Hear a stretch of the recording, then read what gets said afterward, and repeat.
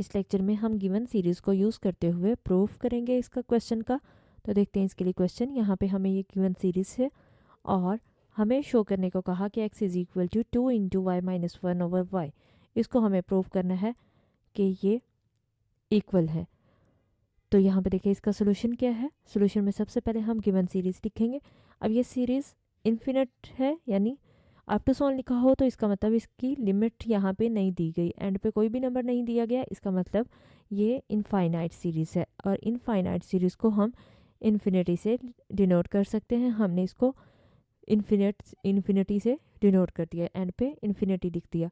अब यहाँ पे देखिए कि हमने सबसे पहले सम ऑफ इनफाइनाइट सीरीज़ फाइंड करनी है। तो सम फाइंड करने के लिए हमें किन चीज़ों की ज़रूरत पड़ेगी, a1 की और r की।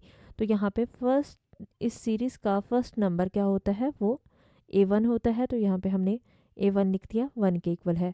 और r कैसे फाइंड करते हैं हम, next term divided by first term.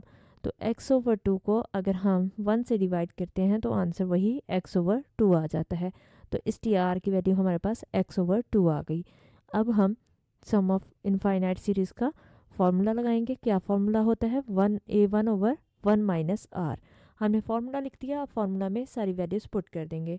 हमारे पास सम किसके इक्वल है, सम ऑफ इनफाइनाइट सीरीज़ y के इक्वल है। तो यहाँ पे y आ गया। a1 की वैल्यू हमारे पास क्या आई थी, 1, और r की वैल्यू x ओवर 2। हमने वैल्यूज़ लगा दी। अब क्योंकि डिनोमिनेटर में x ओवर 2 आ रहा है तो हम इसका एलसीएम फाइंड करेंगे। एलसीएम कितना आएगा, डिनोमिनेटर में 2, यहाँ पे 1 आ रहा है तो ये इससे मल्टीप्लाई हो जाएगा, 2 आ गया, 2 माइनस एक्स। तो ये हमारे पास एलसीएम आ गया। अब यहाँ पे देखें इसको हम कैसे मल्टीप्लाई करते हैं, 1 को 2 से मल्टीप्लाई कर देते हैं। जब भी हमारे पास ये फॉर्म होती है a over b divided by c over d, तो हम b को c से मल्टीप्लाई करते हैं और a को d से मल्टीप्लाई करते हैं। तो सेम उसी तरह से यहाँ पे हमारे पास डिनोमिनेट ऊपर कुछ नहीं था तो नीचे वैल्यू आ रही थी, इसलिए हमने उसको 1 को 2 से मल्टीप्लाई कर दिया।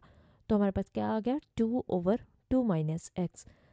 अब ये पूरी वैल्यू किसके इक्वल है, यहाँ पे क्या आ रहा है, y। ये डिनोमिनेटर में जो वैल्यू आ रही है दूसरी साइड पे इक्वल के जाएगी तो क्या हो जाएगी, y से मल्टीप्लाई हो जाएगी। तो इसलिए हमने यहाँ पे मल्टीप्लाई में लिख दिया। अब इसको हम सॉल्व करेंगे। तो ये यहाँ पे देखिए हमने ब्रैकेट को एक्सपेंड कर दिया, y को पहले 2 से मल्टीप्लाई किया और फिर x से, तो क्या आ जाएगा, xy।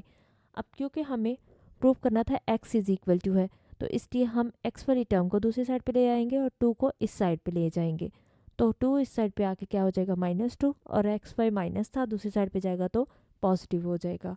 अब यहाँ पे देखें हमने 2 कॉमन ले लिया दोनों में से, क्योंकि कॉमन आ रहा था तो क्या बचेगा, y माइनस 1, और x की वैल्यू हमने फाइंड करनी थी, y दूसरी साइड पे क्या हो जाएगा, डिवाइड हो जाएगा।